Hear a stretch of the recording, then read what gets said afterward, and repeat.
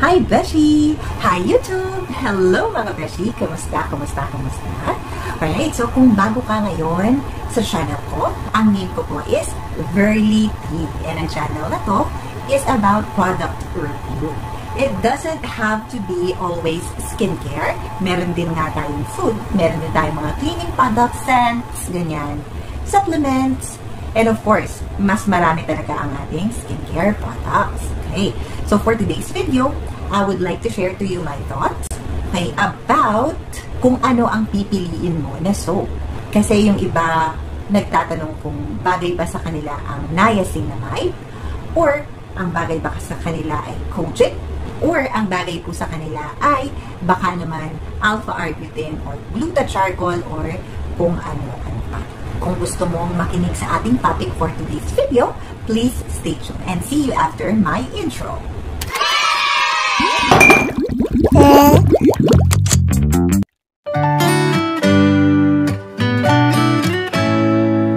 Alright, thank you so much, Beshi, for patiently waiting. Okay, so without further ado, we're going to start discussing about our topic for today.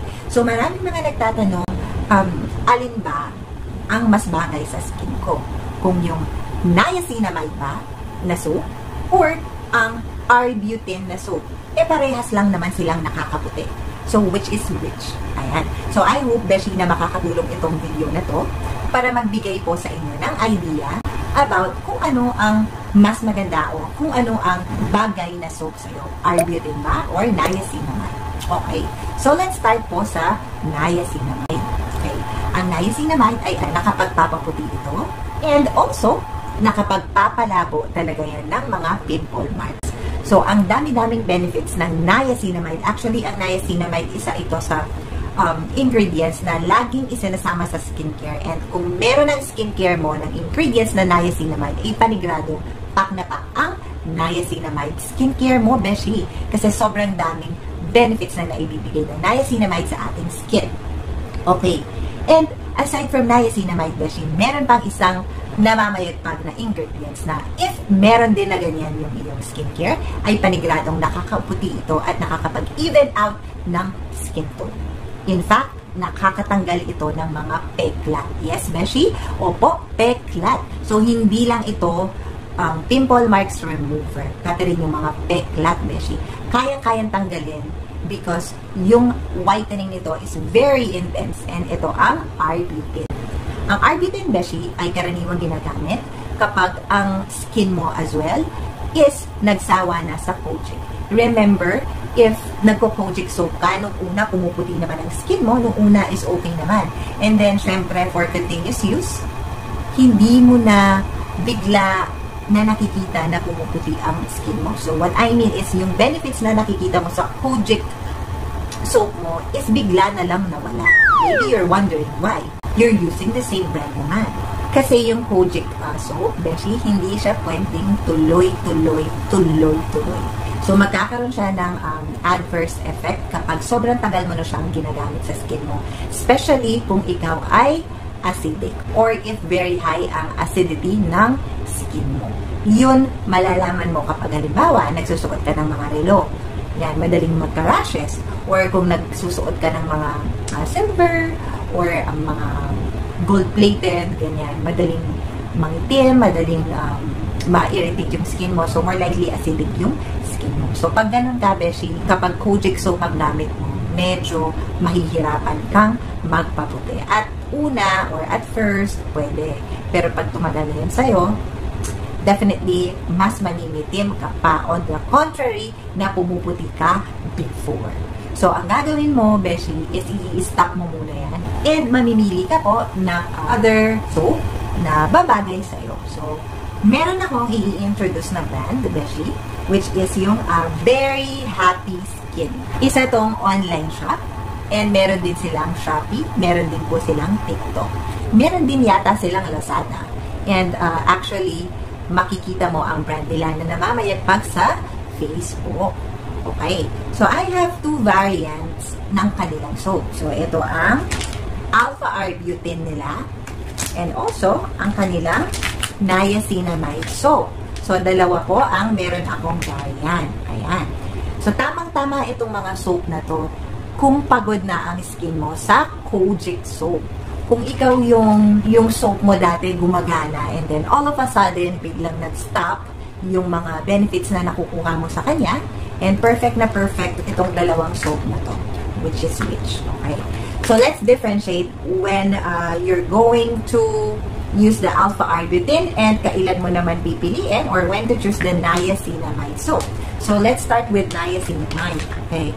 So, ang niacinamide is 10 times whitening soap na rin siya. So, meron din po itong hyaluronic acid and of course, niacinamide, glycerin, and aloe vera extract. Okay? So, yun po yung mga nakikita kong napakagandang mga ingredients na nakapaloob po dito sa Very Happy Skin niacinamide 10 times whitening soap. Okay? So, kailan ko pipiliin ito?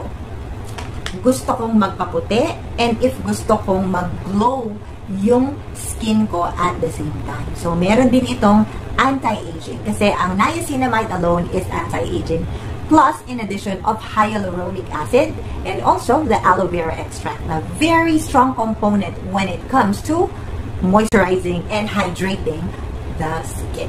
So, perfect na perfect po ito kung gusto mong pumuti and at the same time, mag-glow. And dito naman po tayo ngayon sa alpha-arbutin ng Very Happy Skin. So, meron po itong glutathione, meron din itong collagen, and meron din itong arbutin, syempre, and meron din itong aloe vera extract.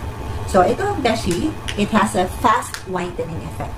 Kung mapapansin mo, parehas lang naman sila ng niacinamide soap na to na merong fast whitening effect. Ang difference lang is itong alpha-arbutin, aside from it has an intense whitening, meron din itong kakayahang magtanggal ng mga peklat or magbura ng mga peklat, beshi. Okay.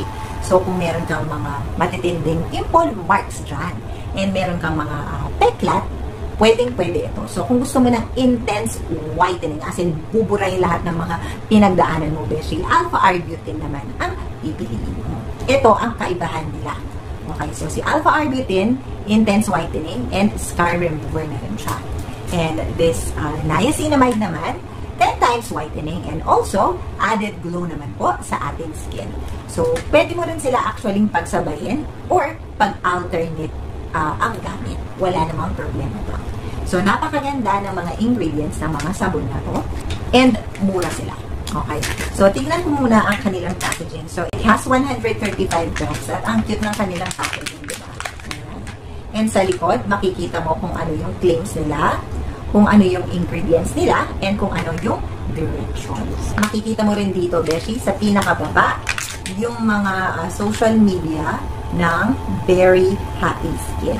Para kung gusto mong makipag-coordinate sa kanila or if you would like to be their reseller, just go ahead and send them a direct message. Kasi alam ko they are looking for resellers as well. Okay? And I will put their link sa aking description box. And aside from their social media na nakapost na dito, if you would like to click the link na i-share ko po sa ating description box para ma-route na kayo directly to Very Happy Skin page. Ayan.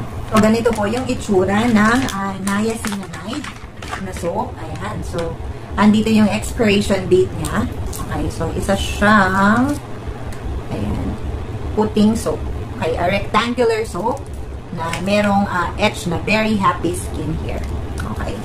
And tingnan naman natin itong alpha-arbutin. So, bubuksan lang natin. Okay, so pink-pink naman si alpha-arbutin. So, same thing, meron din siyang etch ng Very Happy Skin and the expiration date and manufacturing date is naka-indicate po dito sa plastic. Ayan. So, ang advice ko rin lang, beshi, dahil medyo mabilis silang matunaw compared sa mga ordinary bath soaps. What I mean is if you're using Safeguard, Zest, mga ganyan, Bioderm, Shield, mga ganun. Mas marami po itong mga ingredients na syempre, kaya mas mabilis matunaw compared din sa mga germicidal soap na nabibili sa ating mga suking tindahan. Kaya I advise na hati-hatiin mo siya, beshi, bahala ka. Kung gusto mong hatiin ito sa 2, sa 4, sa 6, o sa 8. Yung iba nakahati ito ng 12, beshi. So, ikaw nang bahala kung paano hati ang gusto mo dito. Diskarte mo na yung beshi. Or if you want, humati ka ng konti dito, humati ka ng konti dito. And pagsamahin mo sa isang mesh, makuha mo yung benefits ng bawat isa. Okay, beshi, thank you so much. Hanggang dito na lamang po ang ating review kay Very Happy Skin.